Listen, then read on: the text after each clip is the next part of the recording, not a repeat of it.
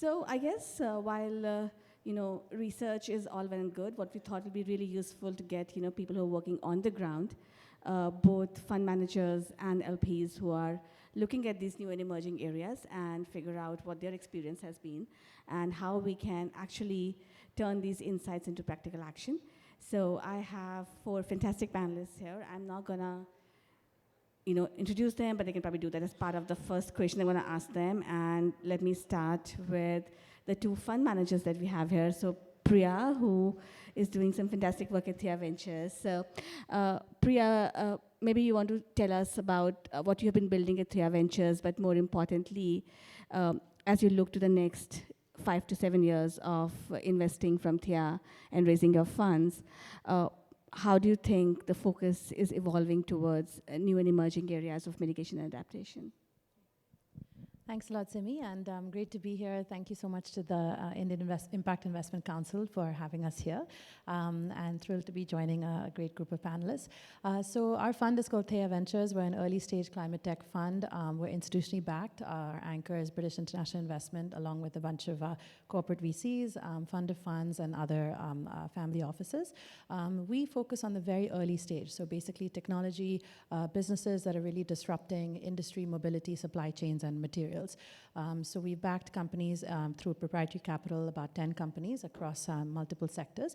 And I would say the focus of this fund is really on 3 broad areas. One is energy generation and mobility. So about 40% of our capital and investment focus will be on these areas, and looking more at the nascent stages. So we saw from the great report that the Climake team put together that generally renewable energy and EV are sort of more mature sectors within India, and we're looking at the nascent subsectors within these sectors. So areas like nuclear fusion and energy forecasting, battery chemistry, new materials, etc. So that's one part of our focus. The second big area that we're looking at is essentially materials and biotech. So specifically around agricultural waste, recycled materials, and repurposed materials. So we've backed some really interesting companies there. And the third is really on more nascent sectors around essentially new energy requirements. So essentially like data centers, energy efficiency, industrial decarbonization, so replacing the fuels that go into manufacturing with more sort of carbon reducing fuels. And we've got some really interesting companies that we're about to sign off in the fund. So that's essentially our focus. We come in, as I mentioned, super early stage, so we're looking to essentially see these companies with capital, but more importantly with all sorts of support from talent to product roadmaps to governance to essentially future rounds of capital as well. And that's how we've sort of kicked off our fund. Thanks, Priya. Dhanpal, I think your fund needs no introduction, but would be really curious to know what you have been building at Eversource, and as you build the next layer of funds, what are the opportunity areas you see, and does any of these new and emerging areas resonate with you from an opportunity and returns perspective?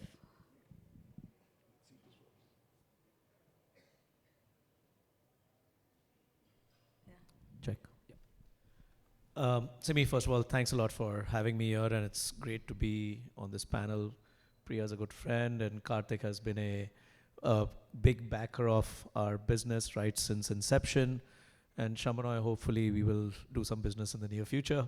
So it's kind of a very interesting kind of a panel you've put together, because I kind of sit on the one end of the spectrum where we actually, when we started investing through Eversource Capital about 6-7 years ago, India as a climate investment market was really essentially only utility scale renewables. There was no one really doing anything beyond building large wind and then solar plants and selling energy to the grid. But in the last 6 years, we've seen almost a revolution, in terms of what's happened in the climate space.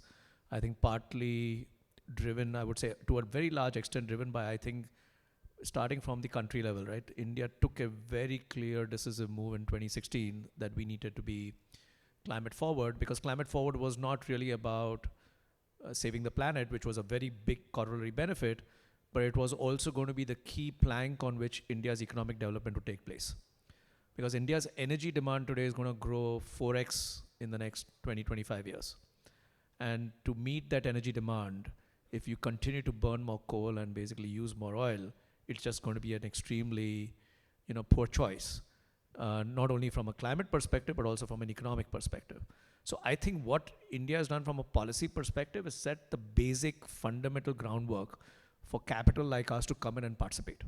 Because private capital will not participate unless there is a massive investment and a returns opportunity.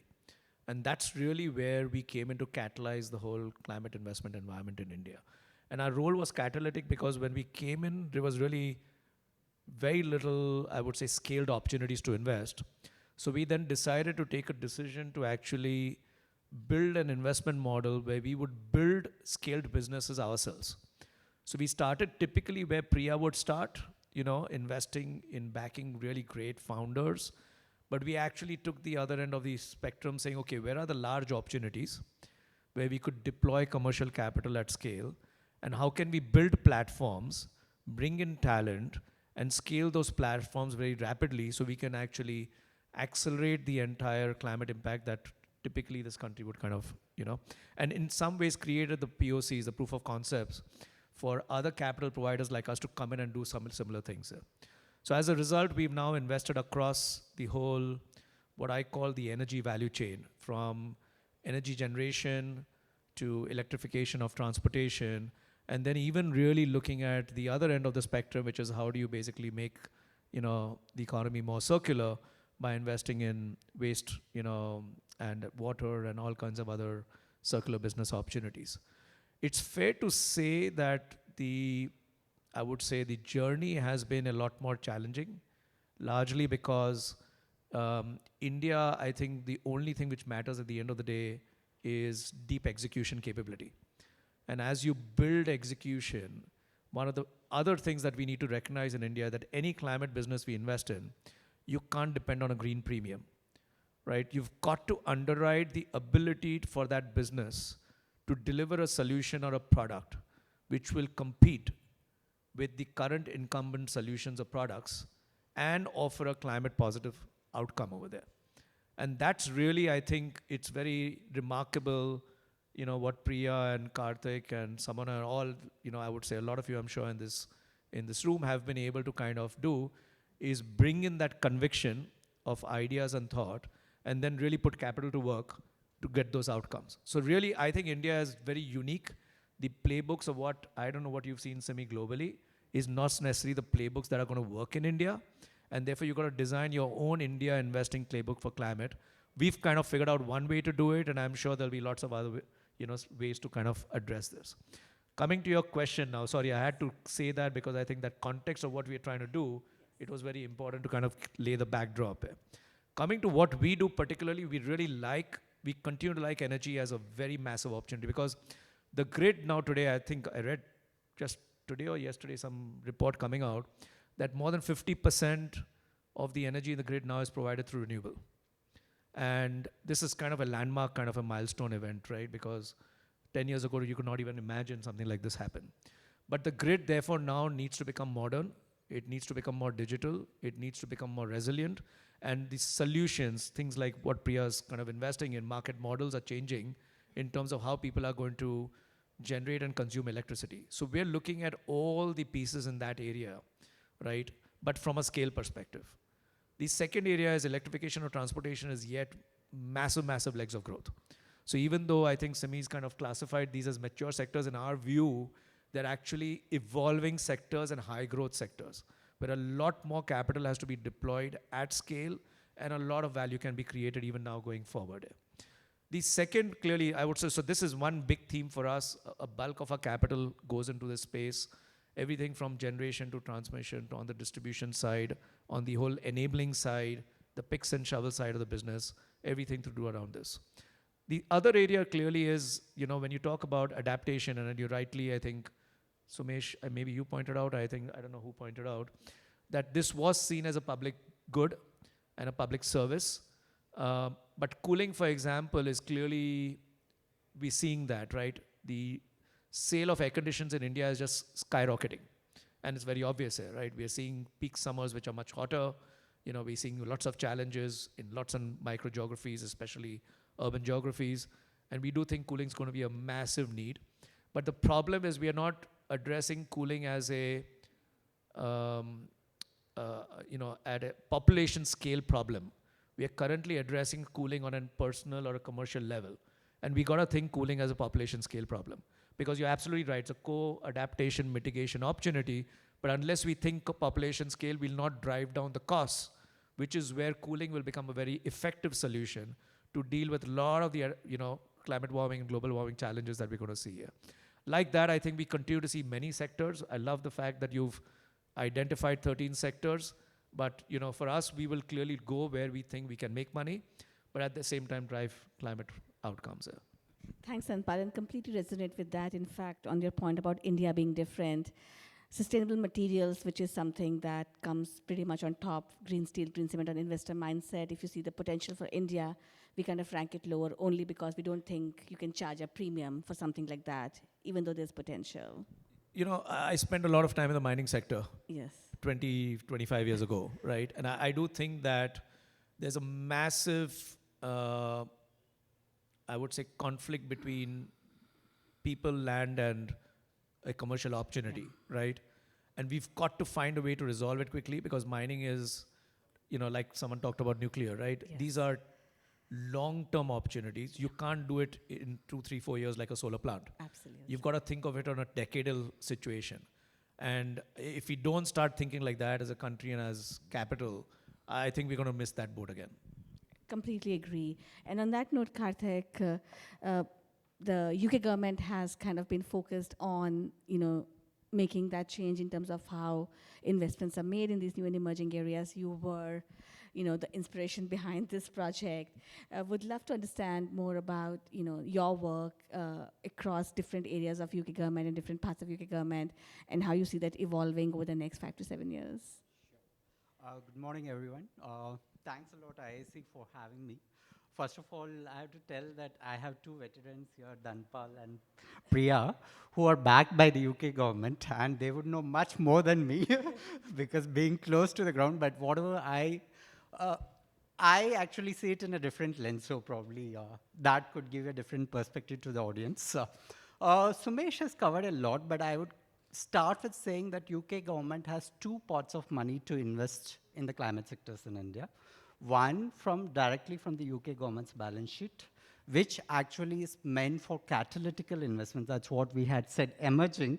So what Simi said as emerging, mitigation, and mature is in the perspective of the UK government, not necessarily that electric mobility and renewable energy is mature and they don't need any more capital. It's actually in the perspective of the UK government. As a government, we want to be more catalytical and we want to get into sectors where much action hasn't taken place. And this is a pot of money that actually we directly invest in from the team which we are, Sumesh, myself and others here actually do. And there is another pot of money which most of the people do know is British International Investment, which also parts an essential part of UK offer in India with almost 2.6 billion portfolio here. And they do invest in relatively mature, I would say relatively mature, and I still actually agree with Dhanpal, it's not at mature. So their objective is to bring in more commercial capital by actually being anchors into sectors that need more capital. So these are the two parts that we do have. In the first part, we actually take catalytical role. For example, what Dhanpal said, we had created a climate fund when there was hardly anything in the country except for the utility scale. And now Dhanpal and his team had actually proved that many of these sectors are commercially worthy. And in fact, Sumesh also pointed out there is an indoor plant, and Dhanpal actually can be very proud that he has established a protocol for the others to actually follow. So this is the catalytical role that we do here. And at this point of time, from this catalytical part, we would look at sectors in the adaptation predominantly and to an extent emerging mitigation, which could be something like battery, or it could be waste to energy, which is still not mature. Of course, we have had the success, but a lot to do. And in case of BAA, which is a pot where we want to actually multiply investments in relatively mature sectors, the focus would be more into electric mobility. I think BAA has a great lineup of companies across the value chain in the electric mobility, and transmission grid. And if you had seen, BA had actually started one in the renewable energy generation, which they exited recently along with Green Growth Equity Fund, which is INR. Now they are building a similar platform for the transmission, which is called as EnerGrid. And we actually see that BA taking that focus, and we do actually take focus on sectors where private sector hasn't seen it or actually looked at with a commercial lens. So that is what we. Thanks, Karthik, and completely, echo that catalytic capital can play a very significant role there. And on that note, Samanai, we know that you are building something catalytic as well, so would love to understand what you are doing in terms of LP investments in funds and how you are seeing your interest evolve in different areas and sectors of climate action. So Simi, first of all, thank you for having me on the panel, and IIC, congratulations on a marquee event. I was there whole day yesterday, enjoyed the conversations, both on stage and off stage, and today was a very exciting start with big MOM numbers, right? So investors love to see that. Of the lot out here, I think Allied Climate Partners is newest to India, so I'll say a few things about who we are and what we do. We are a philanthropic investment organization that looks to anchor blended finance funds in climate in emerging economies. We have 4 geographies of interest: India right at the top, Southeast Asia, Africa, Central Latin America, and the Caribbean. In each of these markets, our objective is simple: where are the climate finance bottlenecks, and what is it that we as an organization can do to accelerate the flow of commercial capital? That is our North Star, that is our primary mission. So when you put it all together, we're a bit of a unique beast, where we have philanthropic capital backing us. We ourselves are a non-profit, but we make investments in credit and equity funds, which look to scale for-profit businesses, which Dhanpal and Priya both are doing, right, in this context. We've been studying the Indian market for a little over a year now. Spoken to many of you in the audience, and who have had the privilege of shaping and informing our perspectives. And we have looked for sectors where there could be gaps. We've also looked at the capital continuum on where there could be gaps. And at the end of that exercise, what we found is there was a lot of venture activity in the Indian ecosystem. Thanks to the success of the renewables and e-mobility story, there was a lot of buyout activity, right? And there's capital markets also out there. But every market I've realized in this world has a missing middle, and the missing middle in India were the mid-market private equity firms. And so to start off with, we've decided to back 2 mid-market private equity funds. And what we would love to see coming out of that is, scale companies being created and built. So how is it that you can take a $5-10 million company and at the end of the journey create a $100 million top line company in a particular sector, which then defines that subsector and bends the curve out there? So while we're philanthropic capital, we take a very market-based approach in terms of eventually our money is not needed and for-profit private companies of scale are created. Going ahead, we are super excited about India. India would have 2 of the 6 funds that we have decided to back. Probably a majority of our capital has been deployed here.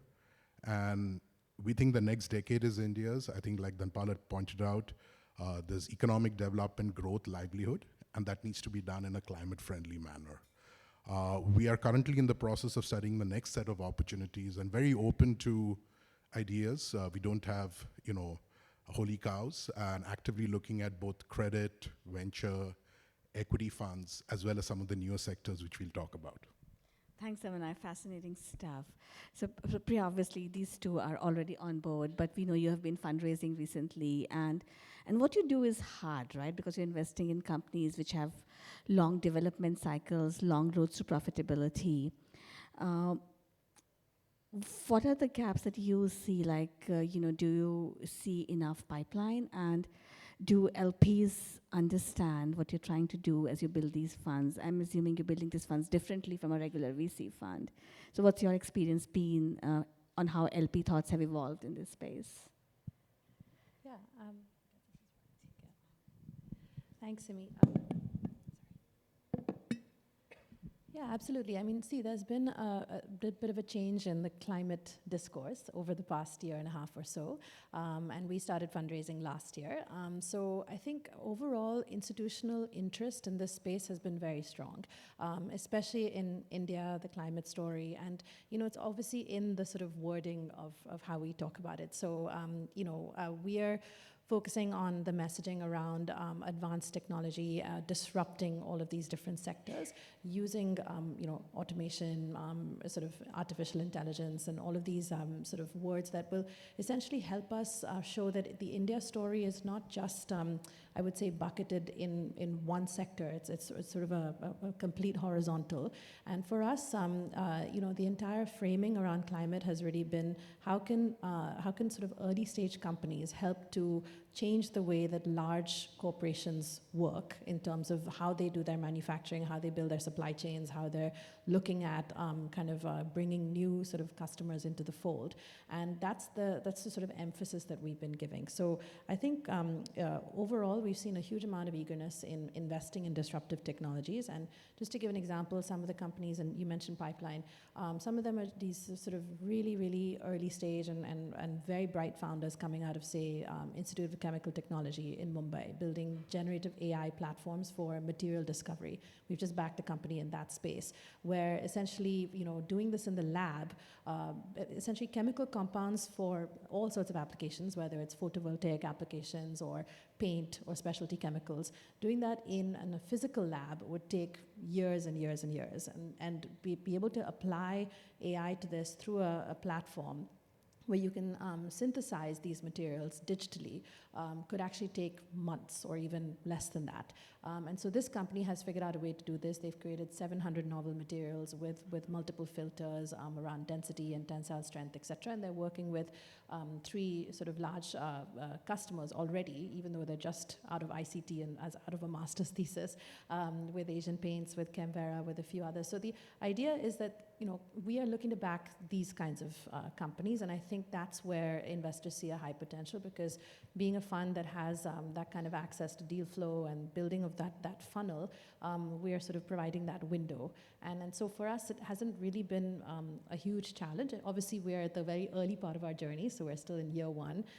But I think we're very positive that these outcomes will come in the next few years.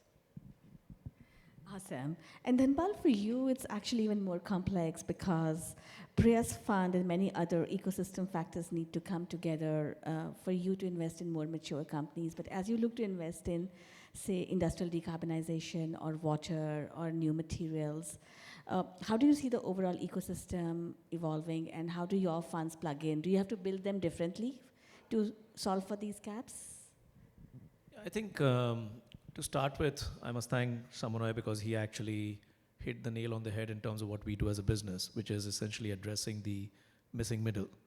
And the missing middle in India is really about, when I look at it, what Priya is doing one end, backing some really smart founders to see what they can do in terms of creating the next moonshot. And on the other end, you've got the large industrial groups, which are basically going in at scale and bringing in capital, organized capital or sophisticated capital, to basically address those opportunities. But the whole mid-market segment in India is kind of missing, which is where we think, as any evolution, right? Mortality is very great at the very early stage. And then once you've proven, go to market, proof of concept, revenue, profits, then scaling is really the next challenge. And then finally kind of maturity. So we want to start at the end where really it's very early stage, or maybe even a greenfield situation, but really back the right population scale idea, where we understand that if we get our go-to-market, value proposition correct, unit economics correct, we can scale it very rapidly.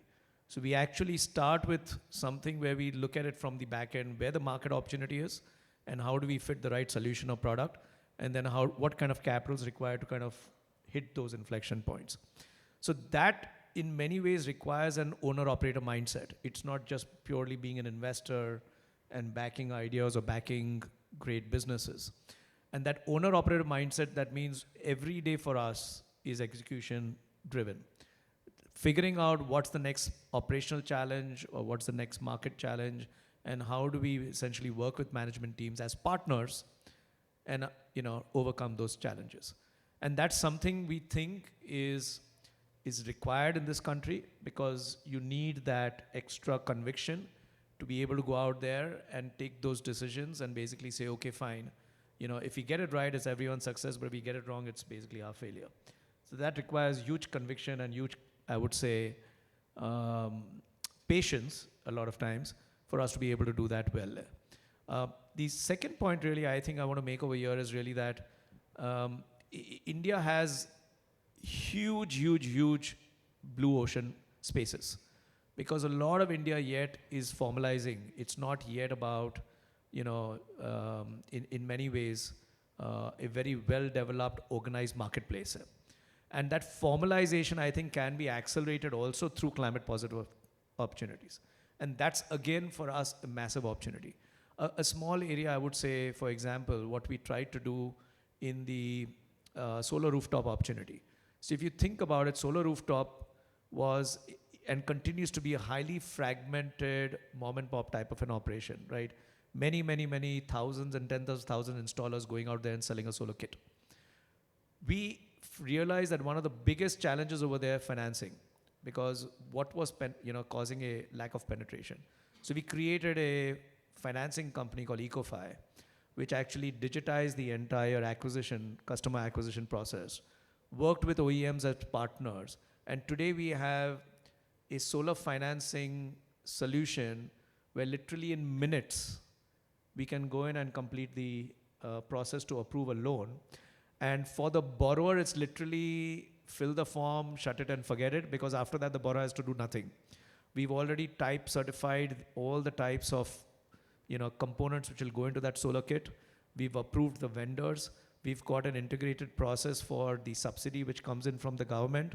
And then finally, we've also given an O&M wrap such that for the 3-5 years that the loan is basically provided, the borrower has peace of mind, and there's a digital solution that they have, that there is a solar electricity being generated on that app, and which is available to them real time, so that they don't have to worry about anything other than making sure that every day they're calculating and counting the savings they're making from the time they've actually fit that solar kit. So how do you take something which is simple? How do you take something which is complex from a process perspective? It's not like the solutions are not there, but it's really finding that solution and the business model which actually makes it work here.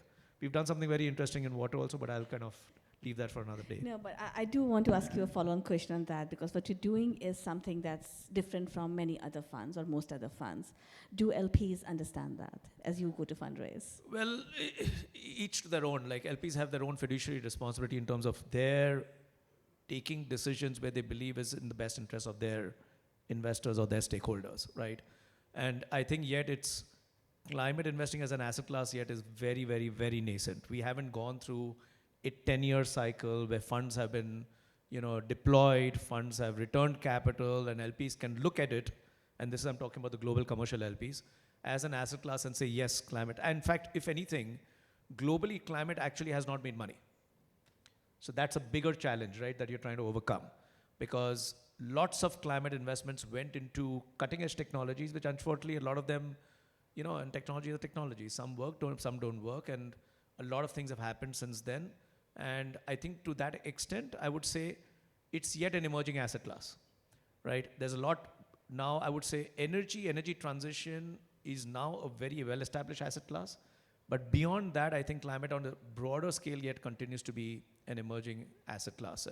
So for us, really, our constant endeavor is kind of, first identifying LPs who have long-term patient capital, two, who are purpose fit, right? Who have a desire to do something. Their stakeholders are telling them, look, we want to do more in this space. Please deploy capital in this space. And three, obviously, who are kicking the tires to say, okay, have you been able to prove, for example, LPs require DPI, right? So have you been able to deliver returns and return capital back? Have you been able to raise growth capital in the companies that you've actually invested in? Have you basically, got a set of commercial investors who we can rely upon saying that, okay, and then basically follow as providing cap. So I would say it's all work in progress. It's not yet an established asset. Private equity went through that. We've been investing in private equity for the last 20 years. it went through that evolution, and today it's a very established asset class. We do believe in 5 years' time, maybe, climate will possibly become, and I don't call it climate, really. I think India, and I think if you look at it broadly, this is really more about sustainability, right? Climate is a subset of what broadly we need to think about India, which is really that we need to build a sustainable, ecosystem and an economy, right? And climate is a subset of that. So we really need to think about it from that perspective. We need to address it from that perspective. I think, and we've been very, very good as a country to do it. We've been very entrepreneurial about it. And I believe that that's the way we should really approach the capital conundrum. Thanks, Tanpal. So coming to you, Karthik, who I'm assuming is evaluating tens, if not hundreds, of these fund opportunities. What are the challenges that you see in building these funds in very nascent, new and emerging areas from both, catalytic impact outcomes and return outcomes perspective? Thanks, Ami. I think that's why we commissioned this report, definitely to find out what are the challenges that we would face. As I said, that we are more catalytical, and definitely I'm not talking in the perspective of commercial investor. So our main goal is to create impact while making returns. And that's why our focus has been in, I would actually divide it into two parts. One is broad infrastructure and services, where we would like to put large checks, and smaller venture capital, which creates that disruptive technologies and then actually can be the guidance for the future. So on the first one, we have a focus on adaptation. Of course, when we say adaptation, there is always some kind of, investors actually find it difficult to understand what is adaptation, and of course, they feel that it's more public. So to sweeten it, we thought that we leave that electric mobility and renewable sector, where many DFIs and commercial investors are already present, and we actually get into areas where others are not going. So within that parameter, we actually found, of course, Dhanpal said that cooling solutions is one area we find that there is huge impact, as we know that we are going to go into much hotter days, and much more smart solutions have to come in.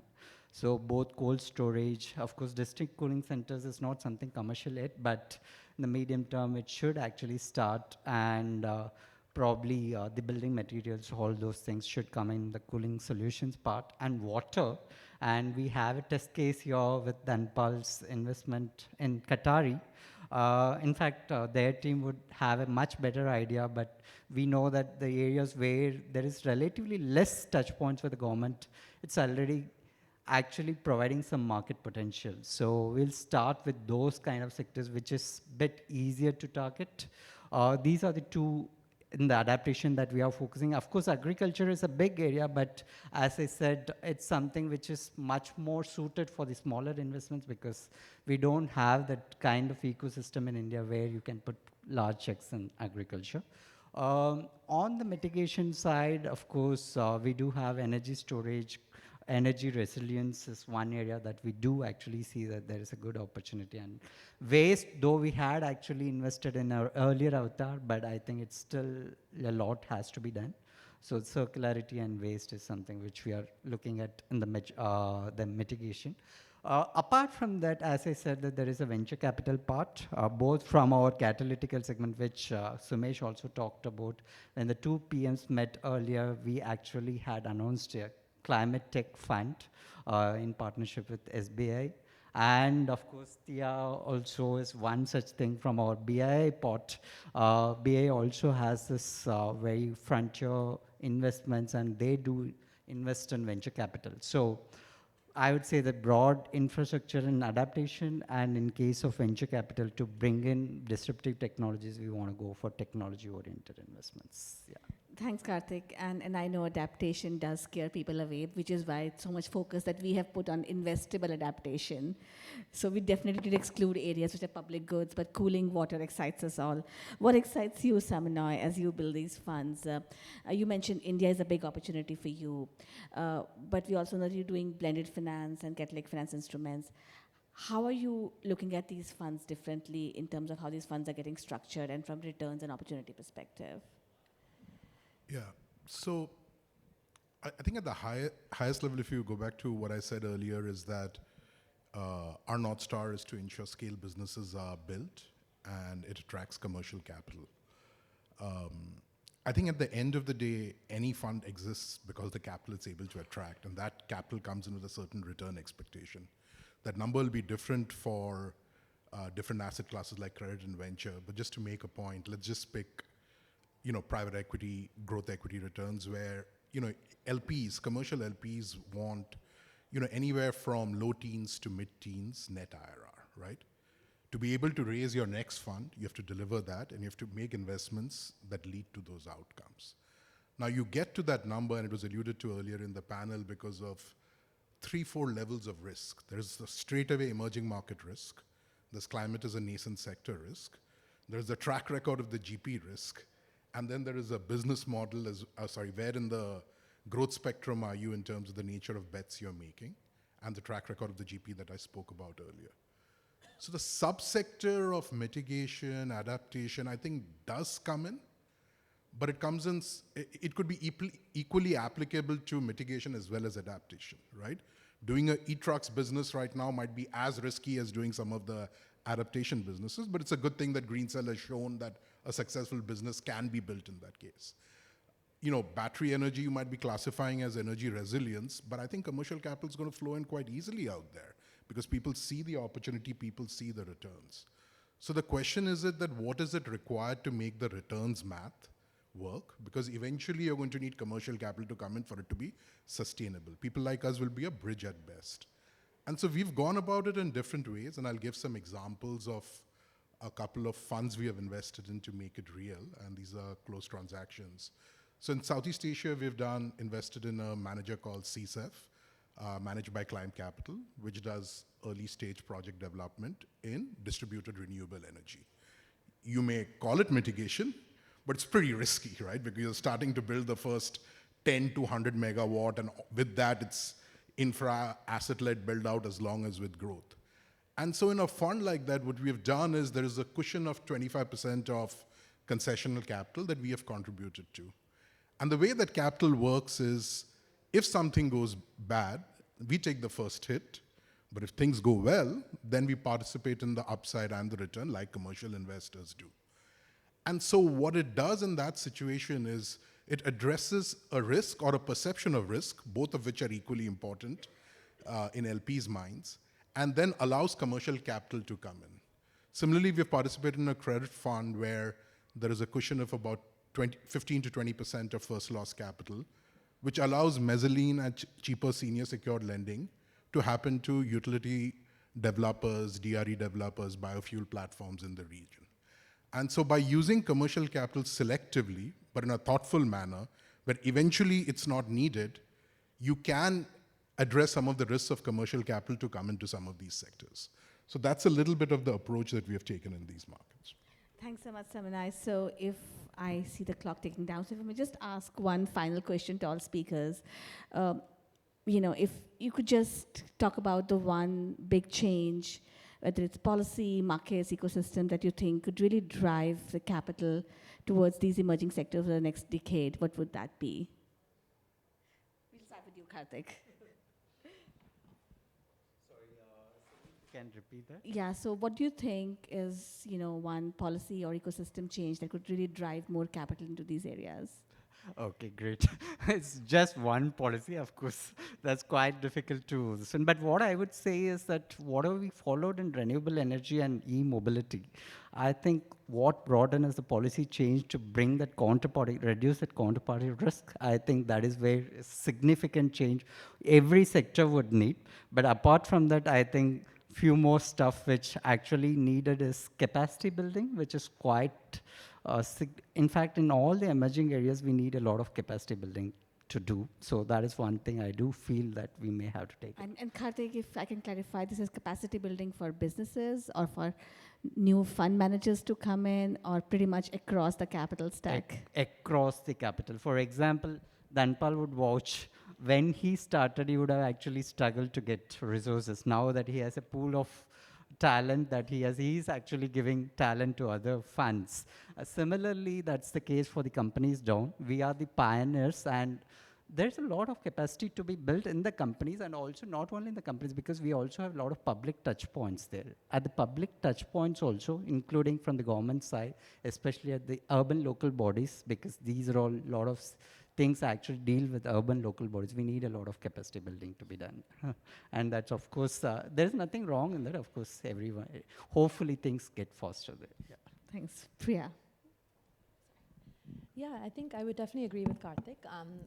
You know, what is interesting about how the renewable energy and the mobility segments have grown so rapidly is through, you know, government intervention, subsidies, and mandates, particularly on the EV space, making sure that large logistic providers, commercial logistic providers, do switch to EV vehicles in the majority of their value chain. And similarly for renewables, mandating that, you know, large industrial and corporate warehouses and other C&I customers start moving to renewables just because it's cheaper.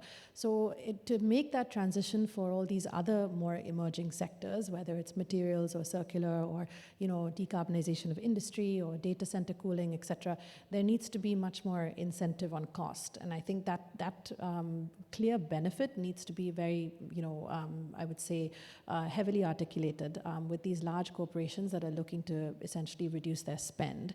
How can, you know, carbon reducing also equate cost reduction, which is something that I think would be a major selling point. And then I would also agree, I would say enhancing the level of talent across these early stage companies, at least what we've seen, would be great. I mean, we're seeing fantastic founders moving back from the US, for example, having worked at Tesla and having worked at, you know, various other companies, coming back to India to start businesses. But then you need obviously the next level of operational talent and the next after that to basically grow these into, you know, multi-billion-dollar companies. So that's something that we would love to see sort of efforts going into. And that also starts from the university talent, you know, having incubation sort of cells within large universities, making sure that there are corporates that are lining up to fund these companies and to sort of ensure that they spin out commercially. So those are all the things that would be on my wish list. Thanks, Priya. Saminai? Yeah, I'm not sure there's obviously a silver bullet one answer. I think the answer varies by subsector, but I'd probably classify it into three buckets, which is, you know, there'll be business model innovation required. So to crack cooling, you need to offer cooling as a service. We have done that in other segments. There'll be some technology shifts, waste to energy, the yields need to work for it to be commercially viable. And in some cases, there'll be policy requirements, right? Like in terms of to do agroforestry kind of investments, you need a certain reliance on carbon credits as well as land aggregation requirements, right? And those I would put in policy or systemic changes. But stepping back from that, I would say that, you know, the Indian entrepreneur is quite amazing. Where there's an opportunity, they'll run for it and they'll make it work. The government is quite supportive. And so all of those things will happen. I think it's a little bit to folks of us on the panel and including in the room, is we've got to show it works. I've been investing in Indian private equity for about 15 years prior to that. And you go through a cycle, and when you show that you can build good businesses and deliver exits and provide returns, I think the capital automatically follows in. But you have to deliver that. And I think the entrepreneurs are there, the systemic support is there, but we have to go through the vintage of 2 or 3 climate funds to show that it is indeed investable, and then it automatically success begets success. 2 things, not one, if you're okay. Go for it. So first one, I think if you think about and I'm purely putting on one lens, which is essentially market. And to double down on what Priya said, the top 1,000 companies contribute 43% of the carbon emissions in this country. Top 1,000 companies contribute 43% of the carbon emissions of this country. In fact, this afternoon we've partnered with CEW and we're launching a report on carbon disclosures, carbon emission disclosures. And I think to Priya's point, if these companies start thinking about carbon not as a expense but as a profit opportunity, right? I think it'll transform the revenue pool for climate businesses in India. So that's one. Private sector has to think, led by the top 1,000. And I think because if they start with scope 1, scope 2, that's a big chunk. And this is only scope 1, scope 2. Moment you get into scope 3, the entire SME will get dragged into it. The second big opportunity, I think, is government as a demand aggregator. Government has done a phenomenal job in aggregating solar demand. It's done a phenomenal job as Samanoy mentioned, we have a company called Green Cell, which is basically the largest electric bus operator in this country. They've aggregated demand for electric buses through all the government utilities. So if government creates a PPP model in every climate positive solution, water example, right, cooling, et cetera, and aggregates demand, it creates a second massive market opportunity for entrepreneurs to come in and address it. So I would say these two important stakeholders think about market and creating the potential demand. I think you will see, you know, hopefully hundreds of billions, if not trillions of dollars of capital flow. Thanks, Sanpan. On that hopeful note, I'm gonna say thanks to all the 4 panelists. Been fascinating discussion, and hopefully we'll hope to see some of that in action over the next few years. Thank you, everyone. Do we have time for questions, Ranjana? No. Okay, one question, yes.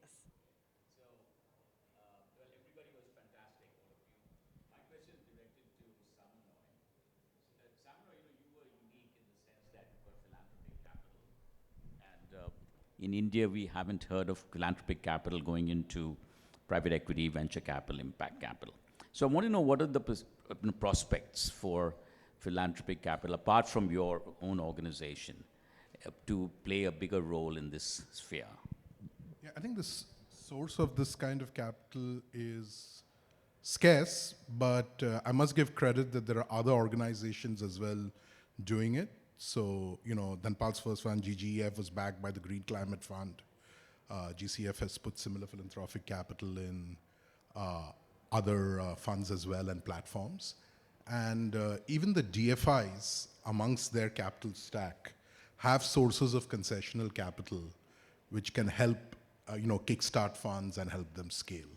I think global philanthropy is present. The Indian government itself is working on certain regulations which requires and allows blending. So right now it's happening at the offshore level. It is scarce, but it exists. And I think the folks raising capital tend to know where that is, right? But we'd love to see more of it come in. And as an ecosystem player, we are doing our little bit in, you know, drawing the spotlight on opportunities in India with global philanthropies, MDBs and DFIs to collectively try and increase the source of that. Yep. Awesome. Thanks so much, Saminai. Perfect. I think we're out of time, but we have all other questions. They're all around for the rest of the day. Thanks so much.